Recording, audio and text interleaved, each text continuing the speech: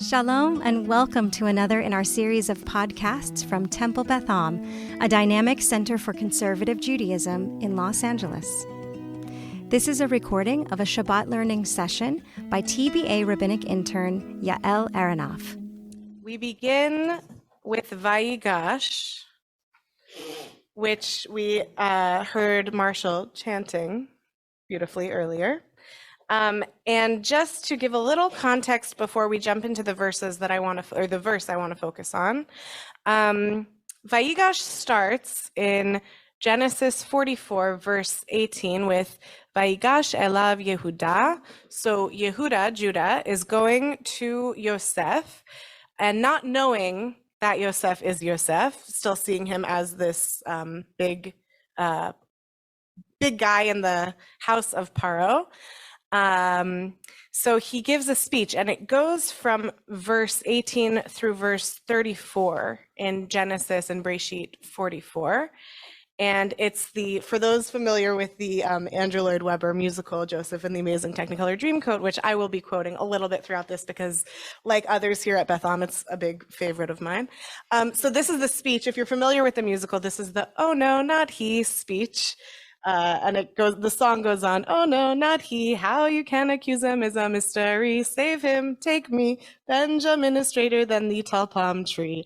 And for all the drashing that Andrew Lloyd Webber does in the musical, these lines he gets pretty accurate, because what's happening in this speech is that Yehuda is saying to Yosef, please take me instead of Binyamin as a prisoner. And in those verses, the big thing that he's focusing on is how heartbreaking it will be for his father, which he still doesn't know it's also Yosef's father. During those verses, he says a derivation of the word father 14 times. He says Av, Aviv, Avinu, Avi, all kinds of derivations of the word father. So what comes next, which we'll read in the first 4 verses of Breshit 45, is that something happens to Yosef in hearing this speech of Yehuda. And he can no longer, as the English translation says, he can no longer control himself, and he has to reveal who he is to his brothers at that point. And it could be that those hearing about his father so many times is just like, he's so emotional at this point. He's thinking of his father Yaakov. It could be that seeing Yehuda, seeing one of his brothers, being willing to think of how his father will feel and how his brother will feel, and being willing to sacrifice himself in place of his brother and for the feelings of his father, could have moved him. So there's all kinds of reasons why we might think that this is the moment where Yosef says, okay, I have to reveal who I am. And then we get these verses. So I would love maybe if someone wants to read the 4 verses from Breshit, Genesis 45 in English, and then we'll focus in on verse 3 in Hebrew. But does someone want to read for us the 4 verses in English? Great, thank you. And if you're comfortable to, as many of you know here, if you're comfortable to pass the mic for the people on Zoom, those who are comfortable, that's helpful. Thank you. Okay. 45:1, Joseph could no longer control himself before all his attendants, and he cried out, "Have everyone withdraw from me." So there was no one else about when Joseph made himself known to his brothers. His sobs were so loud that the Egyptians could hear, and so the news reached Pharaoh's palace. Joseph said to his brothers, "I am Joseph. Is my father still well?" But his brothers could not answer him, so dumbfounded were they on account of him. Then Joseph said to his brothers, "Come forward to me." And when they came forward, he said, "I am your brother Joseph, he whom you sold into Egypt." Thank you so much. So we'll see from that translation, just I didn't put the parsha is Vayigash, which comes from the first verse that we were looking at in the beginning of Yehuda's speech, Vayigash elav Yehuda. We get Vayigash again in the 4th verse, but I put, again, it's another lyric from the musical, "Joseph, Joseph, is it really you?" In Andrew Lloyd Webber's imaginings, this is what the brothers are thinking. Of course, we see in the verse when he says who he is, they are not able to say anything in that moment. I don't know. Oh, that's really beautiful. That's really beautiful. So the rabbi said or the Pope said? The Pope said. So just to repeat, the Pope said. Okay. Oh, that's beautiful. Oh, thank you so much. Just to repeat for the people on Zoom and that are listening, I just learned, I didn't know that, so thank you for sharing that, that Pope John Paul introduced himself to a rabbi. He visited a synagogue in Rome and introduced himself to the rabbi as, I am Joseph, to say, I am your brother. That's beautiful. Thank you for sharing that. Thank you. Thank you. So with that, we are going to dive into a little bit of trying to understand what's going on, both from the perspective of Yosef in this verse and also what's going on with his brothers, what's their perspective. So in the third verse, we have the Hebrew, Vayomer Yosef el Echav, Ani Yosef, ha'od avi chai, ve'lo yachlu Echav la'anot oto, ki nivhalu mipanav. So we had our translation here in English is the JPS translation, and I wanted to look at a few other potential ways to translate in English this verse. I've highlighted the first part about Ani Yosef ha'od avi chai, but we are going to look at both parts of the verse. I just wanted to start with focusing on what Yosef says when he first reveals himself, and also the next verse that says, where he says, Ani Yosef achichem asher mechartem oti mitzrayma, I am your brother Yosef, who you sold to Egypt. That's what I might have thought would have been the first thing he said. But actually, before he says that, the first thing he says after he says Ani Yosef is Ha'od Avichai. So let's look at some of these English translations. Can I get, would someone be like, someone be willing to read the various English translations we have that have a little bit of a difference between Ha'od Avichai and the Nivhalu Mipanav? Oh, I think we have. The first translation is by Everett Fox. Then Yosef said to his brothers, I am Yosef. Is my father still alive? But his brothers were not able to answer him, for they were confounded in his presence. Alters says, and Joseph said to his brothers, I am Joseph. Is my father still alive? But his brothers could not answer him, for they were dismayed before him. The Common English Bible says, Joseph said to his brothers, I'm Joseph. Is my father really still alive? His brothers couldn't respond because they were terrified before him. The New JPS. Joseph said to his brother, I am Joseph. Is my father still well? But his brothers could not answer him, so dumbfounded they were on account of him. And Spicer writes, Joseph said to his brothers, I am Joseph. Is my father still in good health? But his brothers were unable to reply, so dumbfounded were they at him. Thank you. So I brought a couple commentaries, but before we look at the commentaries, I wanted to hear from you all two questions that I have. So the first question is based on those translations. I'm curious, based on, we've been going through this yet again this year, this Yosef story all the last couple of weeks. And based on what we know of Yosef from the last couple of weeks of Parshas and from what we've learned previously about Yosef, which of the translations do you think works best? And I also want you to think about in terms of, is Yosef asking about, is his Ha'od Avichai, is that like, is he physically okay? Is questions about his spirituality, or like, is he spiritually okay, mentally, emotionally? What is he getting at with this question? Is it like the literal, is my father alive, or is something else going on? So I have a list in the questions section about how you personally would translate the words Ha'od Avichai based on what we were just looking at, or maybe something else. A, is my father still well? B, is my father still alive? C, is my father still really alive? D, is father still in good health? E, all of the above. Maybe you think they're all different sides of the same coin, or you have some other reason that they all work. Or F, none of the above. And maybe you think none of these translations are getting at what Yosef's trying to get at, and maybe you have a different translation you might want to offer. So we could take a poll, or we could hear a couple comments and then maybe take a poll after.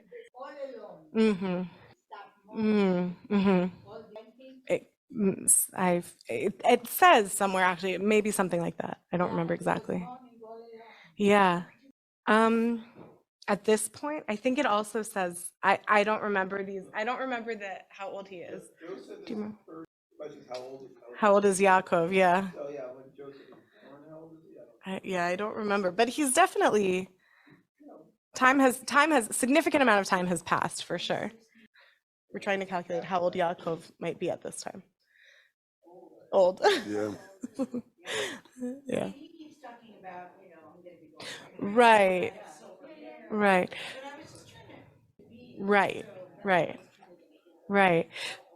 Thank you. So just to repeat for those who are listening, a couple of the things we're talking about is how much time has passed since this happened, how old is Yaakov, and is he talking about, what is Yaakov's state of being? So these are definitely things that I think about as well in this moment. Did I see one other hand before we take yeah?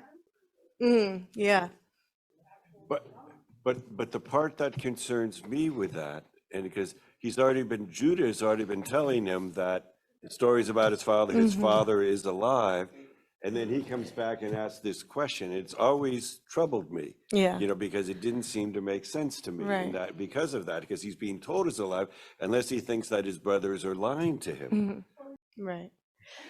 So just to repeat, thank you so much for those who are listening. Just to repeat that we're talking about whether the pshat, the literalist, simplest, straightforward meaning of "is my father actually alive?" seems to be speaking to some of us here, and then the question is, but does that make sense because of all the verses where Yehuda is talking about their father? And then the question to that is, but does Yosef really have the ability yet to trust his brothers? Yeah. I also want to add something similar, that I think kind of the question that he's asking is a very emotional question, that it's not supposed to be eloquent or anything. It's just how is he? Is he doing okay? And I know that, like, I was reading something online about how there's like what's the term for like a story? There's a midrash about how Joseph was like constantly thinking about his father, and like had visions of his father, and kind of that really connects with the idea of like Joseph wanting to know if not just is he well, but more specifically, is he alive? Yeah. So the literal, is he alive? Yeah, to respond to that one point, there's a famous, when he is about to be seduced by Potiphar's wife, he sees the face of his father, and that prevents him from succumbing to her temptations. Yeah, that's powerful. Thank you. So yeah. Everybody is really analyzing with million rabbi talking about and everything. It's amazing. I feel like I do not know anything. Yeah. Right. Yeah. Thank you. And we are going to look at that really shortly, the how of and avi is used in modern Hebrew and biblical Hebrew. And I love that. Thank you for noticing that we definitely love to like take one word and dive deep into what does it mean. I'll take Stevie's comment, and then we will take a poll. Oh, and then also Marshall's, and then we'll take a poll on this, and then we'll look at some commentaries as well. So yeah. You want to pass it? Is that okay? Then never mind. Just kidding. Right. And so, right. On some level, Joseph's saying, like, have I saved him? Right. Yeah. Thank you. Yeah. So the question of if Yosef is asking, have I saved our father here? That's an interesting one. Thank you. This is sort of a musical question for you and for Rabbi Chorny. Yeah. Okay. So we have in the text, I'll sing the text as I can. I think I know what's happening in it. So here's the text as I read it. Vayomer Yosef el Echav ani Yosef ha'od avi chai velo yachlu Echav la'not oto ki niphalu mipanav. So the question is the following. where he said, Ani Yosef, we have the trope symbol of a katon. And do I understand correctly that a katon is less of a stop, less of a pause than a etnachta? So I think something's happening here in the text. Right. He says, Ani Yosef, his brothers are. Right. What happens at the end of the sentence? Right. Nifhalu, they were confounded or dismayed. Right. Exactly. And then he says, is my father still alive? Yeah. They haven't recovered yet. Right. From what's happening. Right. Thank you. I think actually, instead of taking a poll, I think you can all reflect on which translation you like. And I think I want to take that to move us to the next question, which is, one of the parts of that question that I'm asking is whether you think those two parts, Ani Yosef and Ha'od Avichai, are one thought, or whether it's two separate thoughts. If it's, if he's saying Ani Yosef, and then he pauses for reaction, but the brothers aren't doing anything because they're in such shock. And then he says, Ha'od Avichai is the next thought. Or is it this connection, like you're pointing to the trope? And I love looking at the trope for clues. That's another way, looking at the trope for clues of how to understand it. I love doing that. And I think there is something there that he can't, maybe Yosef can't even wait for the brother's reaction. Maybe he's just like, Ani Yosef Ha'od Avichai, like he has to get those words out. That's like what is on his mind. So thank you. And then just a few more parts of the question that you can reflect on before, and then we're just going to move into the commentary. So the question just that's connected to that is, before we look at the commentary, why do you think that these three words are the first words Yosef says after revealing who he is to his brothers? And this question of, are these three words part of revealing who he is to his brothers, or are they separate, the next thought?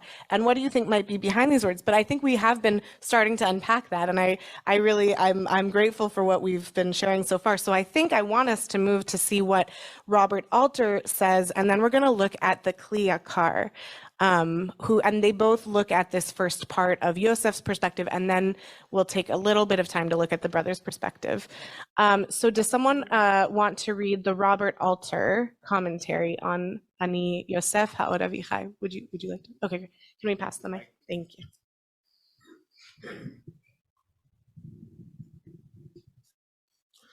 I am Joseph. Is my father still alive?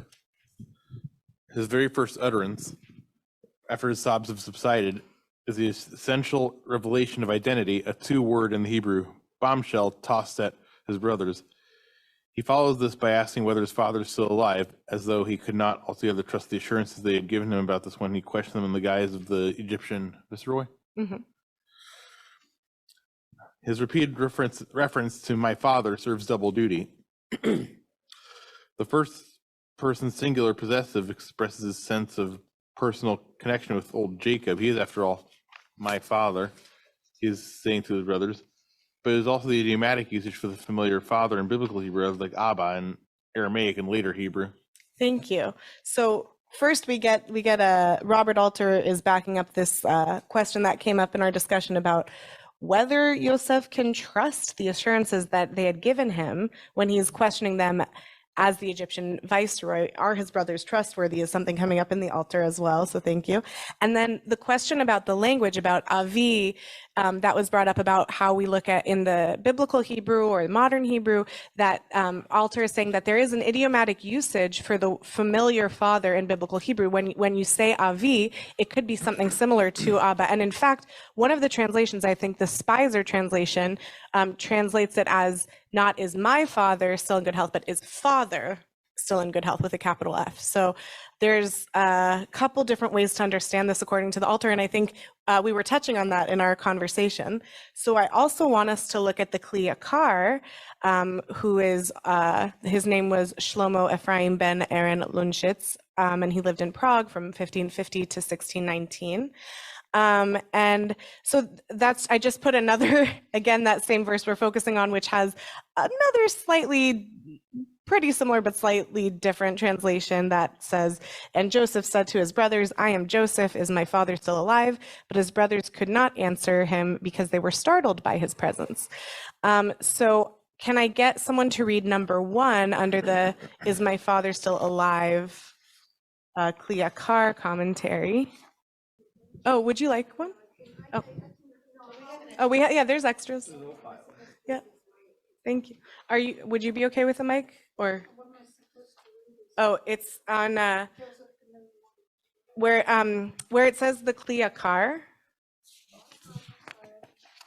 and then it's 3:1. Oh, thank you. Are you okay with a mic? Thank you. Can we? Oh, wait. Before you start, are you okay to use a mic? Even though the brothers already told him that he was alive, as was understood from all of Judah's words, nevertheless, Joseph thought that perhaps they spoke thus so that he would take pity on the old man and not cause his death. Therefore, he asked at once again, "Is my father still alive?"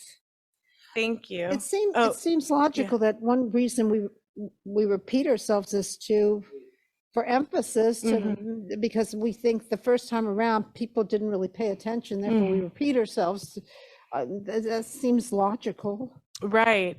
And also maybe, so this is like another version. It's another version of Joseph's perspective. Not that necessarily he didn't trust his brothers, but in this kliyakar explanation, it's maybe that there was a reason that Yehuda was bringing up their father so many times in that speech. He was maybe wanting him to take pity on him. And so maybe he's asking again, like, are we really sure?